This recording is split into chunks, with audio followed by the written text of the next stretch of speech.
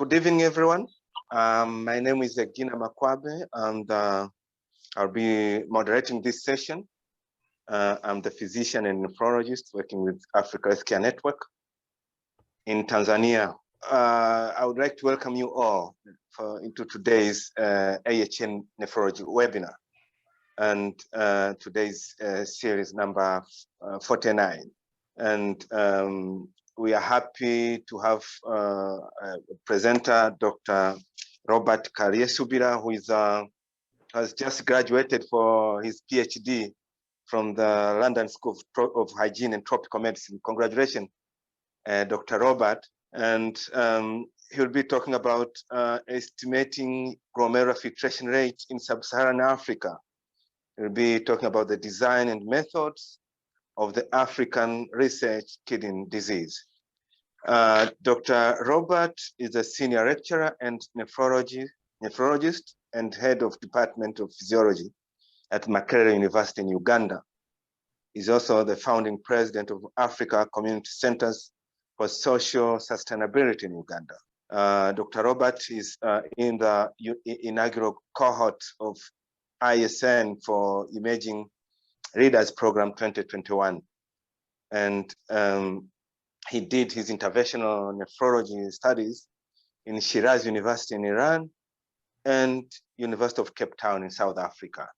So Dr. Robert, you are warmly welcome. I know you're going to talk about a very important topic, the estimation of glomerular filtration rate in our setting. And this is your time, and you're warmly welcome, Dr. Robert. Thank you very much, Doctor. And it's a great privilege.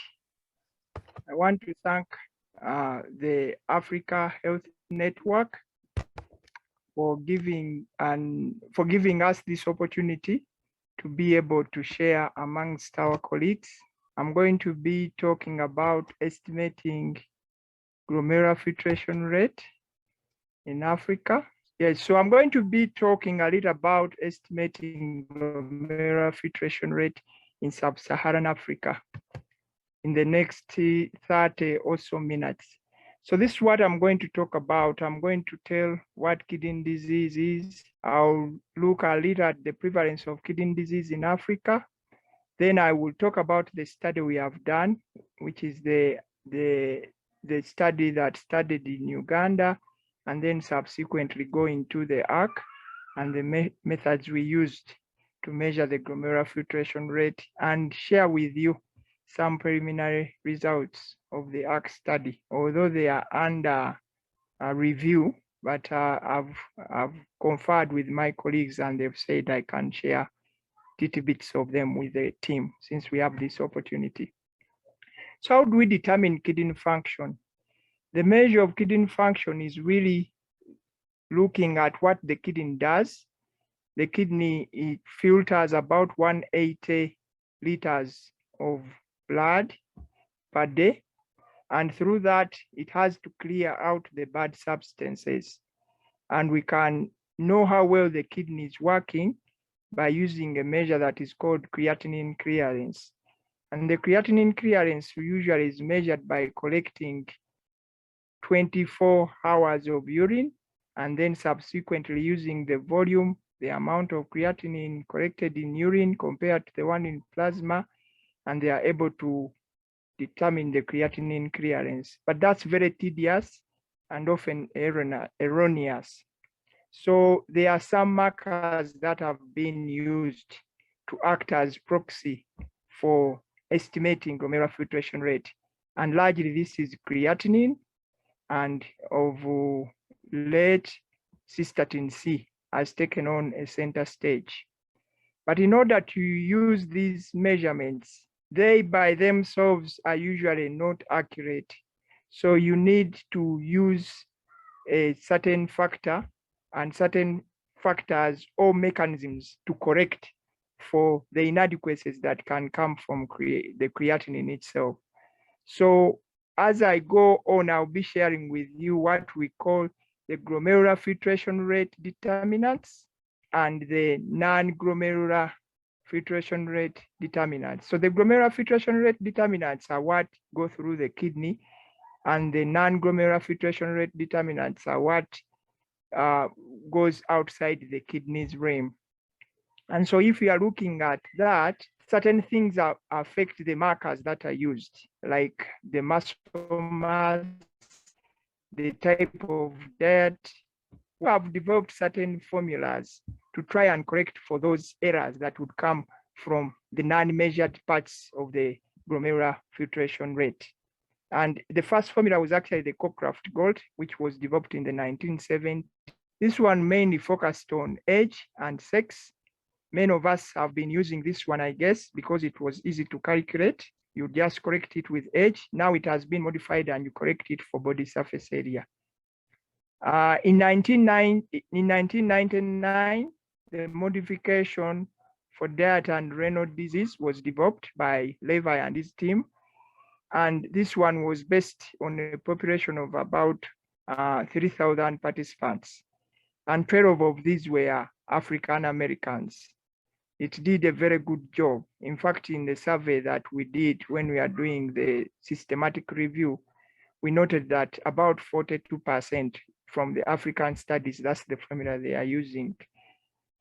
In 2009, again, the same group brought the chronic kidney disease epidemiology formula, really building much more on what the MDRD had done. And they actually now were able to include more people who had higher kidney function as opposed to MDRD, which mainly looked at people with GFRs of below 60, and that's why it could not do well in people who had higher GFRs. They used a cohort of about, a cohort of about 8,000 participants, and of which this time 33 were actually Blacks. So it is kind of more representative. And then we have the Lund-Malmo. The advantage of the Lund-Malmo is that it actually does not need the factor of race. I'll be talking a little about race because it's bringing a lot of trouble and debates, but it forfeits that factor. And so it is likely to do a better job in predicting. Again, its weakness is that it was only determined in Europeans, white Europeans, no Blacks were included at all. The full age spectrum, which looks at the GFRs below from 2 years to 90 years, you know that if you are below 18 years, most of these formulas don't work on you. You have to use the modified SWAS formula to calculate the glomerular filtration rate for children below 18 years. So the full age spectrum came to solve that problem. It has a challenge in that you have to have the population-based figures, which is called the Q value, which you have to get from the population in order for you to calibrate. And so that presents its weakness. Yeah, so how do we measure kidney function? To determine the kidney function base, you have to measure it directly, which is called the measured glomerular filtration rate, which is actually the gold standard of a way of determining glomerular kidney function. It requires clearance of an ideal marker. The most ideal marker has been inulin. This marker should not be excreted by the kidney. It should not be secreted. It should not have any other external areas of activity except the kidney. It should not be protein bound, and many other restrictions. So inulin, which was developed early on in the 1940s, actually served as the marker, but it's very, very tedious work to do. If you are going to use inulin, you have to collect urine specimen like every 30 minutes while infusing the inulin, and so it is quite tough. Other markers have been identified like itharamate, ioxo, and radioactive agents. But measuring glomerular filtration rate is not a straightforward activity, as I'll be showing you. It is also quite expensive, and for most of the African countries, it's not readily available. So you've got to think about how to best measure kidney function in this case. I'm trying to move this out of the way. All right, so what is kidney disease really? Of course, kidney disease has been divided into acute kidney injury, acute kidney disease, chronic kidney disease, and then end-stage renal disease. Acute kidney injury is defined as an abrupt disruption of kidney function and the structure, which occurs within 0 to 7 days. There's a newer term now, which is acute kidney disease and disorders, which now has addressed the gap of 7 days to 90 days. And then we also have the chronic kidney disease, which I'm going to be defining down, and end-stage renal disease. The key to note about acute kidney injury is that it is largely reversible. So then we come to chronic kidney disease. The chronic kidney disease is really an abnormality of kidney structure and function, which is present for 3 months.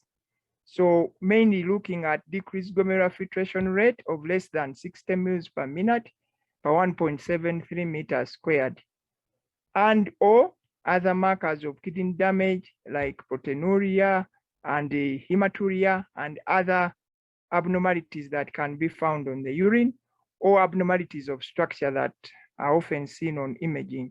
But by and large, most studies are using the glomerular filtration rate and the microalbuminuria stages to define the level of chronic kidney disease. This is a classification that has been proposed by the KDIGO. I'm sure many of you know it, but suffice to say that we no longer just classify kidney disease or chronic kidney disease using the glomerular filtration rate, because we know that the microalbuminuria has a prognostic factor as well. For example, if a person has a grade 3A mild to moderate disease, if they have a normal microalbumin less than 30 milligrams per gram, they will just have moderate risk here. But if they have substantial proteinuria or microalbuminuria, they are going to fall in this category here, which actually falls in very high risk. So you can see that microalbuminuria has a very big role to play when you are classifying kidney disease. In my talk, I'm not going to be talking much about microalbuminuria because I use glomerular filtration rate. So what is the prevalence of chronic kidney disease in Africa? Abd El-Faiz has done some systematic review, and this map you see here attempts to tell us what the prevalence of disease is.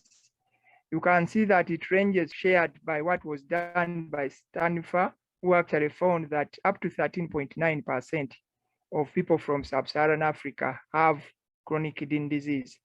But these studies are not homogeneous. They've largely been done in people of high risk, people with diabetes, people mainly in hospitals, and only about 30% of these studies have been in the general population. So, and their definitions vary from glomerular filtration rate, they use different formula, and it also goes on, some people just use proteinuria. So from what we did, we can, if you see on the left side, studies done from the ARC study, we found a relatively low measured glomerular filtration rate, actually population prevalences. We first did population prevalences in the 3 countries of Malawi, South Africa, and Uganda. And in Uganda, we found the prevalence of EGFR less than 60 was only 1.6, and that in Malawi was 1.4, and in South Africa, it was 1.9. Remember, these are population-based studies now, and they are only using EGFR. They are not including microalbuminuria. I'll be talking a little bit more about that, but you can clearly see that we are probably overestimating or underestimating glomerular filtration rates within Africa. And this formed actually part of the basis of our study. So what is the big problem? We know that 1 in 10 people have chronic kidney disease worldwide, and up to 70% of people with end-stage kidney disease reside in low-income countries like sub-Saharan Africa. Unfortunately, all the equations that were developed to determine estimated glomerular filtration rate were either from Europe or from America, and they have had very little validation in our regions like Sub-Saharan Africa. A few studies have been done by Bakabau and several others from South Africa, one from Ghana by Professor Eastwood, and they have actually tried to communicate the same message that the formulas developed from the developed countries probably do not suit our population, especially at lower glomerular filtration rate. So these equations may be inaccurate in our setting. Therefore, the best way to determine kidney function and risk factors is still uncertain in Sub-Saharan Africa. And if we make the wrong diagnosis, then this will delay the development of prevention and treatment strategies. This is what we used to undertake our study. Of course, if you have been following the literature of glomerular filtration rate determination, you will note that people have made arguments that the current EGFR equations disadvantage Black people, and they've gone on to enumerate why. If you look at the different formula like the MDRD, they take the GFRs higher by 18% in the MDRD and by 16% in the CKD-EP, okay? If you look at people with the same measured creatinine, comparing Blacks and the non-Black, as they call them. So the non-Black always have a lower GFR, and the Black guys always they have the higher GFR. And the researchers have gone on to show that this is not innocent. The Black guys will get a higher dose because they have higher GFRs, and those the non-Black. When it comes and people be references, it is the same. It's not innocent, and so you need to know that when you are determining or estimating the glomerular filtration rate, you are not disadvantaged. And so, and this is what you can see, that most of these, all the factors in the determination of VGFR, they all decrease the GFR. If you look at the creatinine, it is proportion. But when it comes to the Black rate, set out to try and invest. And so we determine the prevalence in the general population, and then we determined how to measure kidney function among people of Sub-Saharan Africa. Our aims were the same. The first study to determine estimated prevalence was done in Uganda. I also took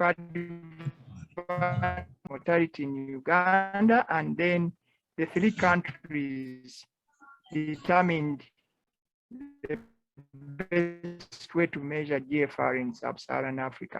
About 120 kilometers from 2009, and in 2012, they started studying non-communicable diseases, and that's where we came in. But this study population usually recruits individuals annually using the census. And our people usually respond very well with up to 98% response rate from the communities when we do the studies. So when we did about 6,000 participants, stored samples, we did the creatinine, and we used the internationally validated questionnaire, AP, without the ethnicity, as I expressed earlier. And our average age was 39 and 6.3 millimoles. And the estimated GFR at that time was 109.3 mils per minute, 1.73 meters squared.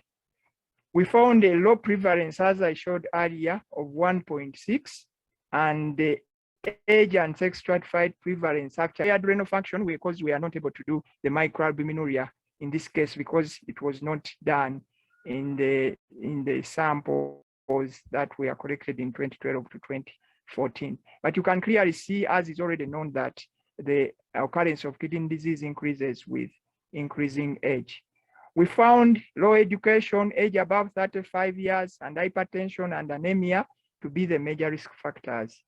Other common risk factors like HIV, diabetes, smoking, alcohol, that have been found in a lot of other studies did not make it here, but we think that this could be a sample problem or it could be because these things like diabetes. We know in Uganda, the prevalence of diabetes is around 2%, and the smoking rates are also low, especially in rural areas.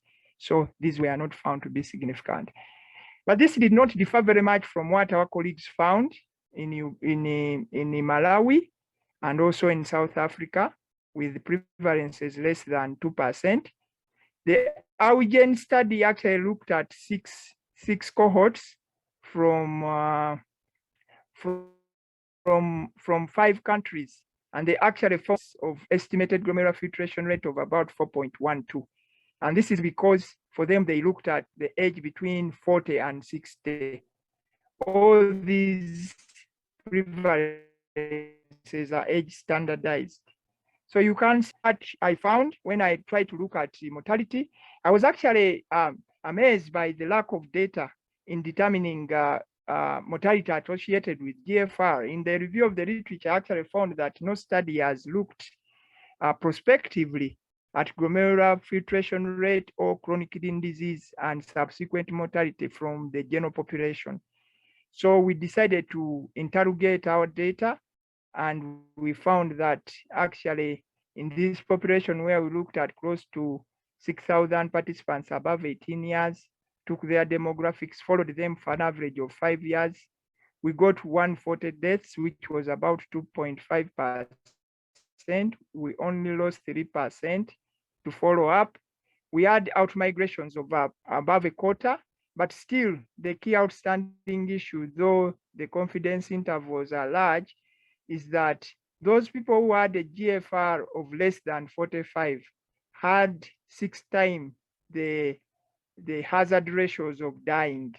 So when your GFR, even if it's a single measurement, is less than 45, your risk of all-cause mortality is actually 6 times. We are not able to ascertain the true causes of death, but the whole-cause mortality increased. This serves to tell us that whenever you have an abnormal kidney function, it should be taken seriously. Now I come to the gist of the talk that Professor Lloyd asked me to talk about. So this is what we did.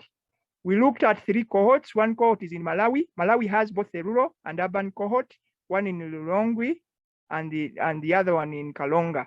Uganda was rural. It has about 6,000 participants. And in South Africa, they looked at 2,000 participants. And in South Africa, they did a prospective study. For us, we used towards Sarah. And after calculating of 73 meters squared, GFR change from the GFR of less than 60 mils to give us good sample size in order to take 1,000 participants from each of the countries. But this selection, we over-selected for people who had lower GFRs, because the weakness of the previous studies that have been done in sub-Saharan Africa is that they've had very little representation of people with low GFR below 60. So we oversampled. We actually included all participants who had GFRs of less than 60, and then sex and age stratified the rest. So in the data moving forward, it's not going to be able to tell us the population prevalence, because we used it to look at the measured GFR. So we pulled these people, and I'm also sharing some of the results now. So because of the challenges of the study, we had to exclude about 447 because some did not have weight syringes, others did not have a monotonic decline. I think this is too early to tell you, but I'll be telling you what that means. And then for a few, we are able to do cystatin C as well. We collected cystatin C on about 2,433. So how do we measure the glomerular filtration rate? As I told you earlier, you have to inject a substance which meets the standard of measured GFR. It should not be bound to protein. It should not be secreted by the kidney. It should not be reabsorbed by the tubules or secreted by the kidney. They should have no extraglomerular filtration. Basically, it caters to the non-determinants of GFR. So this is what we did. We recruited participants after consenting them. we brought them to the hospital, and then we had them first, and then we injected them with the ioexo, about 5 mils of ioexo at 0 minutes, and then took a sample at 5 minutes. This was actually to show that we had injected the ioexo into the blood vessel, but also help us to establish the monotonic decline. At 120 minutes, we took another sample, and then at 180 and 240 minutes. So this glomerular filtration rate, this measured glomerular filtration rate determination is very tedious. You actually have to record the exact time you have collected this sample. If you don't, and you just report the collected sample, then you are likely to either underestimate or overestimate the glomerular filtration rate. So in order for you to determine the slope glomerular filtration rate, you use the volume of distribution, and then you multiply by the slope here. So this slope here is the first phase where the ioexo gets distributed into the body, and you can see this triangle here. We will be correcting for it, as I'll be telling you. And then the average of 2 or 3 of these corrections will give you a line you can extrapolate to the intercept, which then you can use to determine the slope glomerular filtration rate. But you actually have to correct for the body surface area. That's why you should always have height and weight. And then you correct for the area under the curve. The area under the curve, you correct for the first phase using the Brochen-Mortsen formula, because it will actually, after you've done that, you are now able to. So it is quite a tedious process, but very, very rewarding and interesting science. So what did we find? You can see from the different study areas, this is a very busy slide, but allow me walk you through it. You can see that most of the people were actually a bit older now. You can see in Malawi, the average age was 53 years. That one in South Africa was around 45. And in Uganda, we are around 50, with an average age of 49 overall. This is quite young compared to what has been done in European countries. Our BMI varied across countries, with the Ugandans being the smallest and the South Africans having more body mass. The same went for most of the other parameters which were determined. And you can see our average estimated GFR was 93, and we have been criticized for this, that our GFR is quite high, and our ioexo GFR was actually 81. If you compare with the other studies, that one for MDRD was about 46, and that one for CKD-AP was in the 60s. So you can see that our measured GFR, despite concentrating on the lower GFRs, we still got higher GFRs of 81.9. This is an important part to note, because it means that actually our creatinines were low. They were lower, as opposed to what you'd expect, that our creatinines would be higher, as I showed you up at the beginning. This is some of the preliminary data we found. I'm going to try to walk you through this curve. So in this curve, we are looking at ioexo GFR, which is the blue curve. And then we are having the different formulas. We compared with the MDRD, the CKD-AP using creatinine, and then the CKD-AP using the creatinine with the ethnicity coefficient. So you can see here, this was the MDRD. If you took the GFR at 60, you can clearly see that the MDRD actually was underestimating the measured GFR at all the lower levels.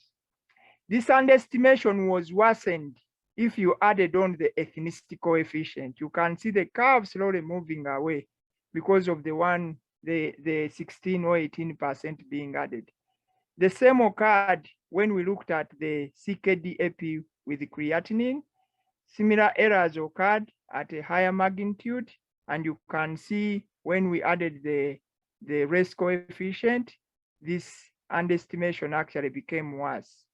And but when we looked at the IXO-GFR compared to CKD epicystatin, these ones seem to match very well. You can see the great overlap when you use CKD epicystatin C and the IXO-GFR based on the ARC work. So when you are determining whether the glomerular filtration rate equation is working well, you have to compare it using three means.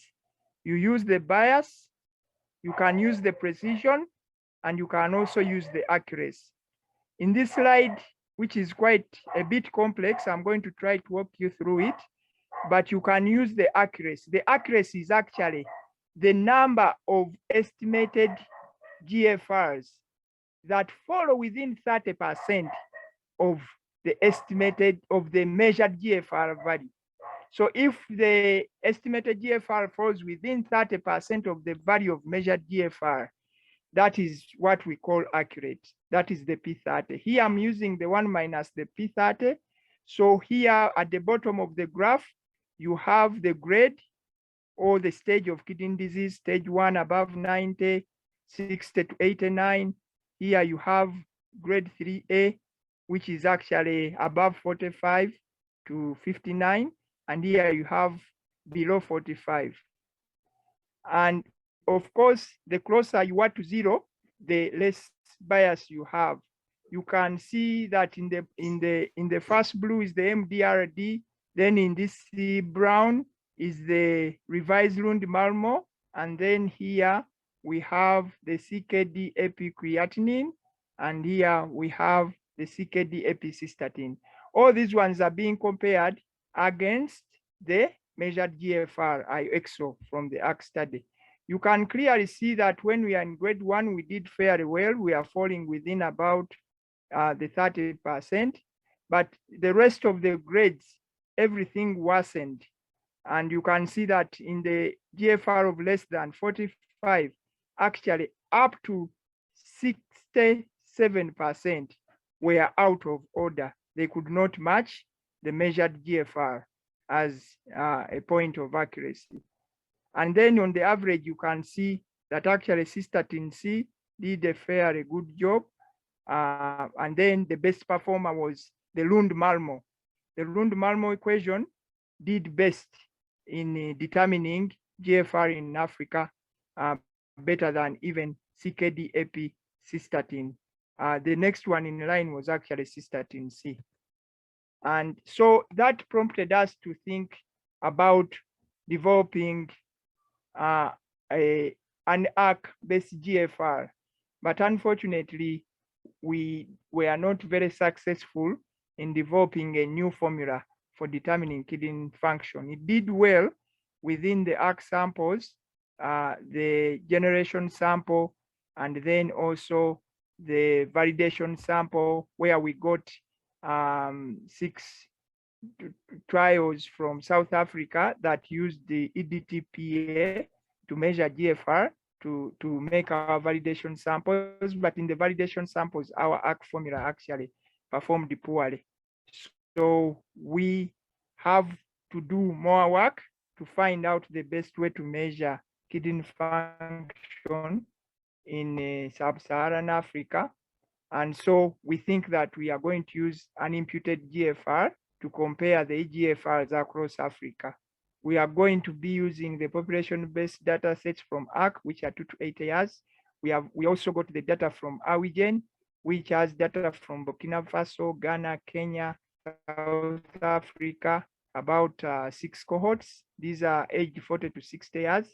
And we impute the MGR values as a linear function of sex, age, and creatinine. We noted that BMI worsened all our formulas. So we know that BMI is not going to work. So that's why when we are imputing the data, we are using sex, age, and the creatinine. And we hope to impute 100 data sets from each of the countries. Perhaps Professor Lloyd and my friend Nick will call me to share the results with you. We've submitted our paper to the New England Journal of Medicine. I hope after it gets published, I'll be invited or my colleague to share. So I want to summarize by saying that the prevalence of impaired renal function is relatively low in the general population cohorts in Africa. But even then, the impaired renal function at baseline is associated with mortality. In our case, we saw that if the GFR is less than 45, it increases the mortality by 6 times after 5 years of follow-up. We are able to measure the largest sample of IXO GFR and compared the performance of existing creatinine-based GFR equations across the world. So what did we find? We actually found that creatinine-based GFRs overestimate measured GFR, and this is worsened by the ethnicity coefficient.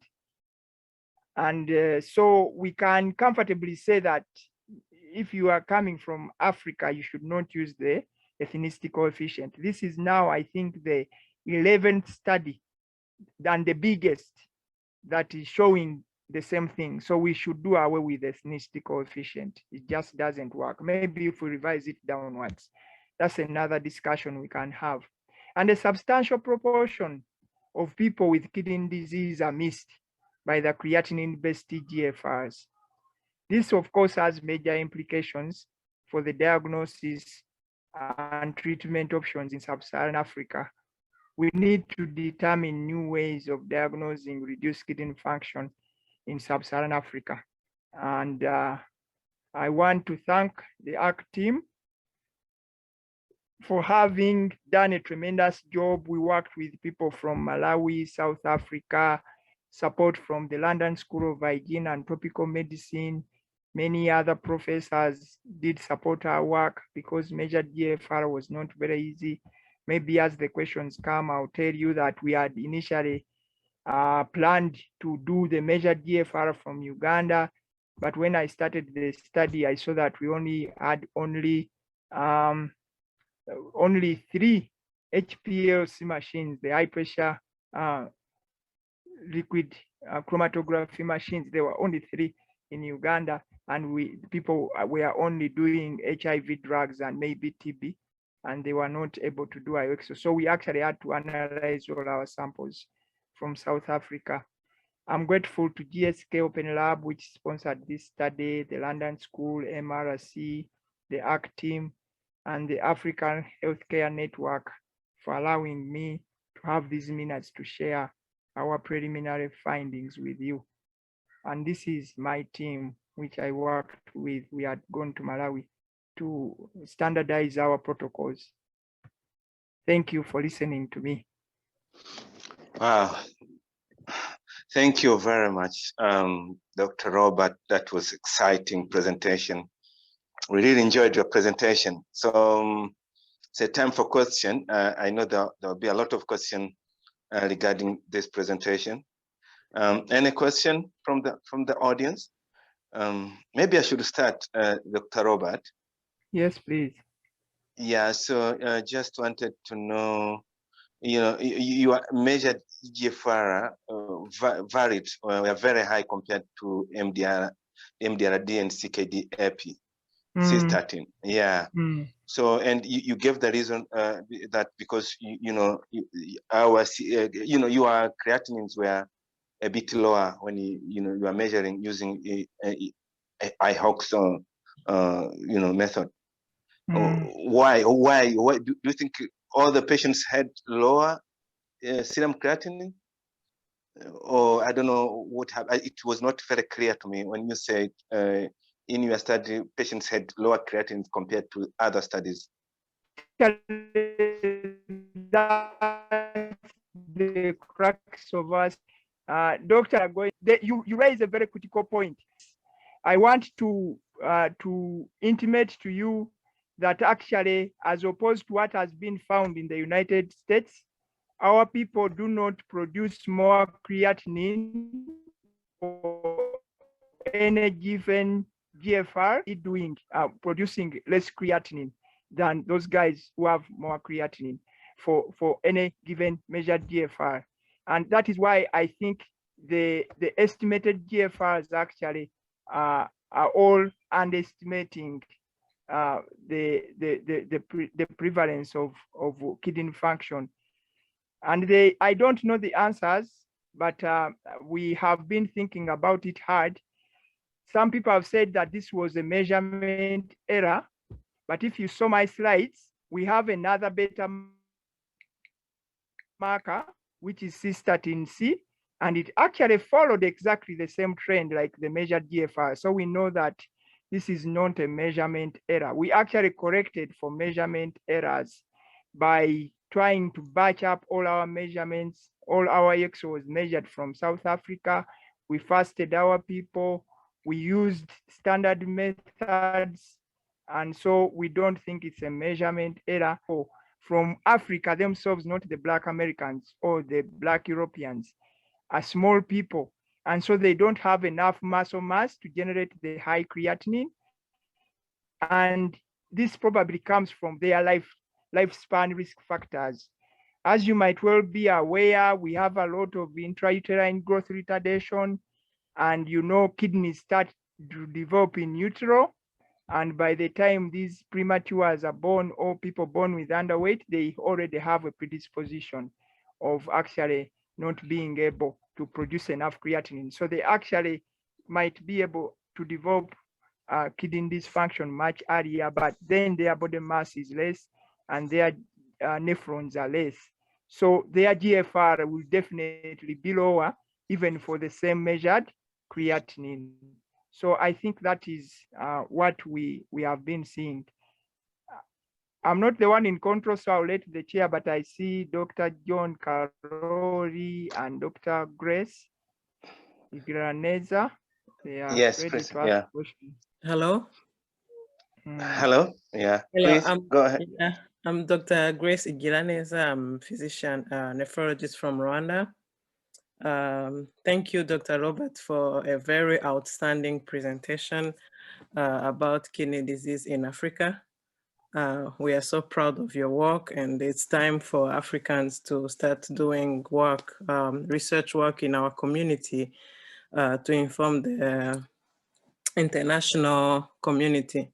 So I have two questions that I would like to ask.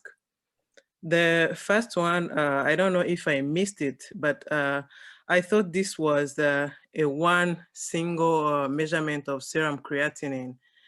If I'm right, if you used one single measurement of serum creatinine, my concern is that this could be like people with AKD, acute kidney disease, and people with CKD if you didn't do another measurement within in 3 months to be able to say that this was a chronic kidney disease or this was acute kidney disease or acute kidney injury. And my second question was, what is your interpretation, or how do you explain if we call this CKD prevalence in Africa? In your study, you found around 1.5. But we know that CKD prevalence worldwide is 10%, and most of those patients are in developing world. So how do you explain that discrepancy, showing that do you think chronic kidney disease is less prevalent in sub-Saharan Africa, especially in East Africa? What is your interpretation about this? Thank you. Okay, thank you very much, Dr. Grace. And yeah, so can I answer that, Chair? I might have to go for a little earlier to chair another session at 7. So I'm going to try. I've seen some questions in the chat, so I'm going to lump them together. So Grace, you asked a very important question.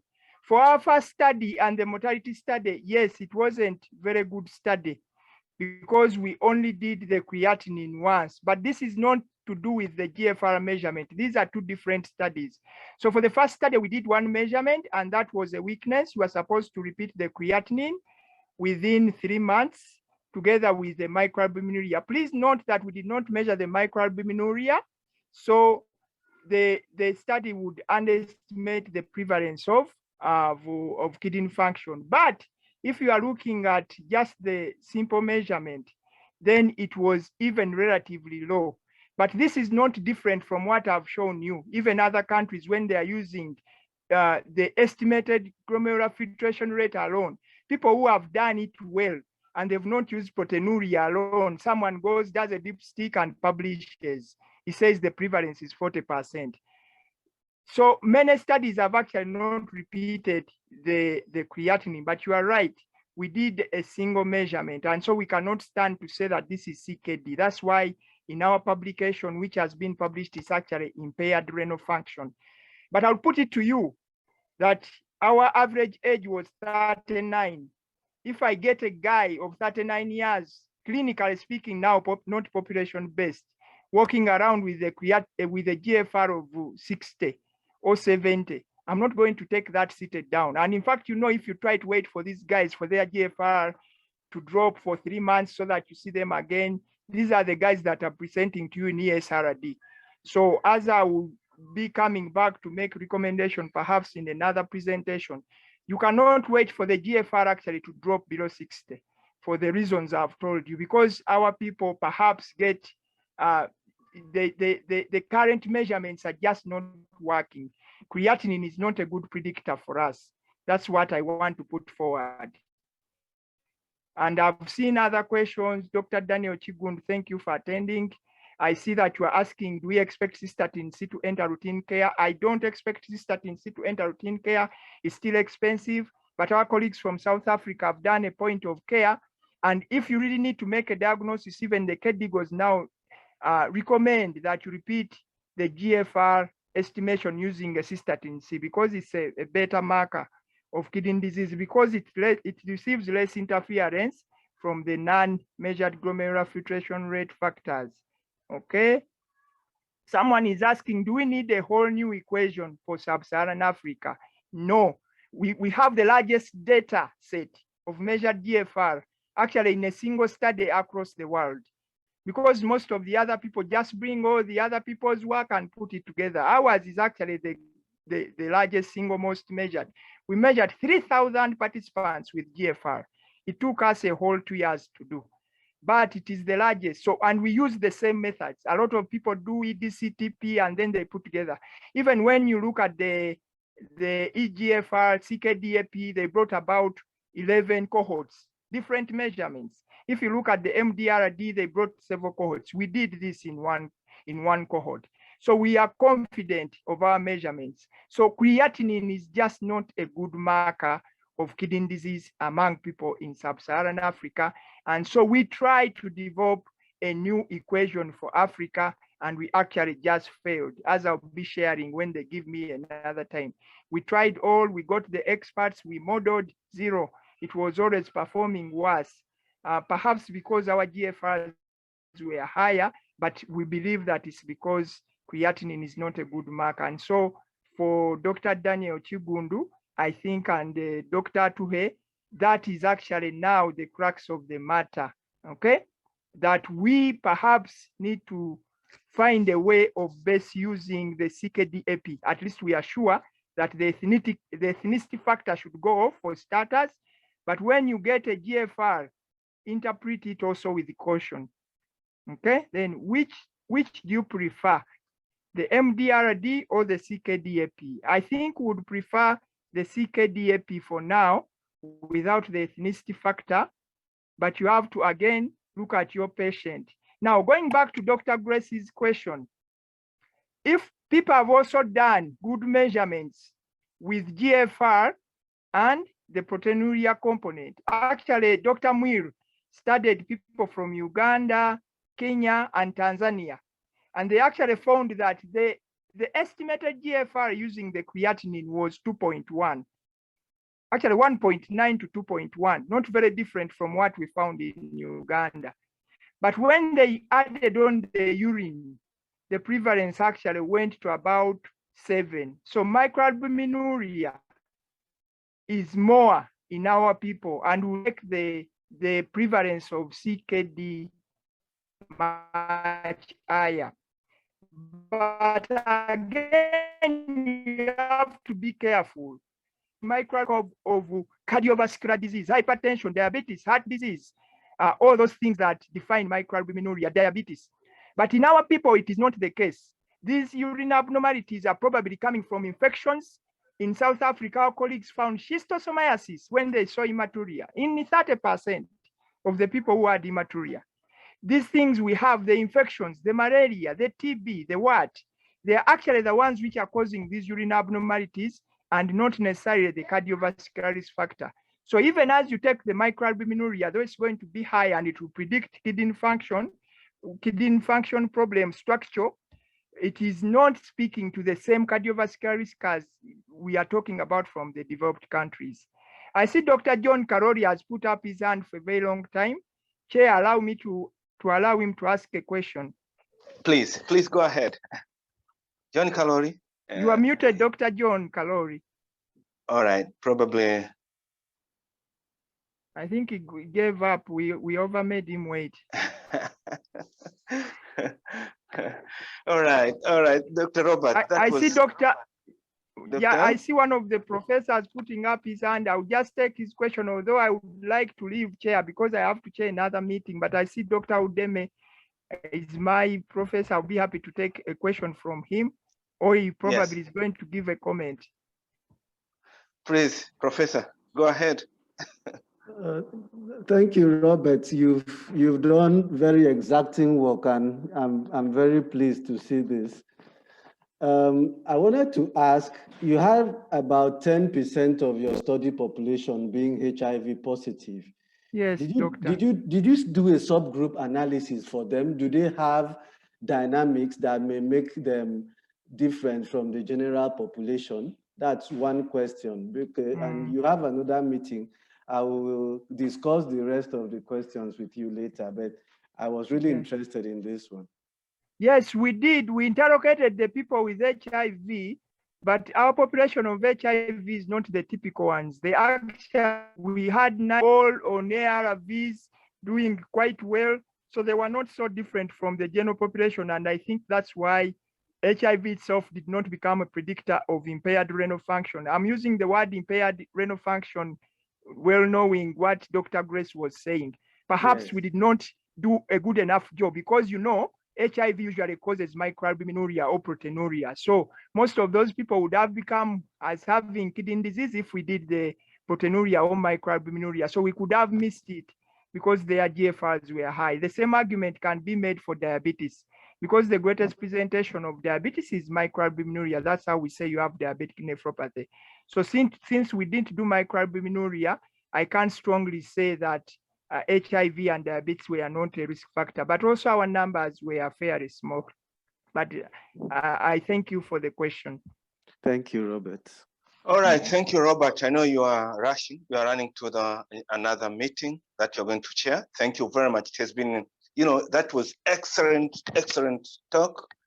And I think everyone benefited from your research with your colleague. Thank you very much.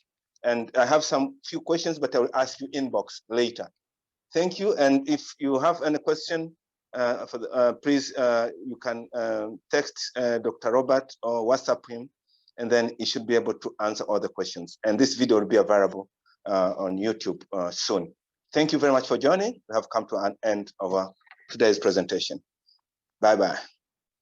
Hi. Thank you very much for inviting me.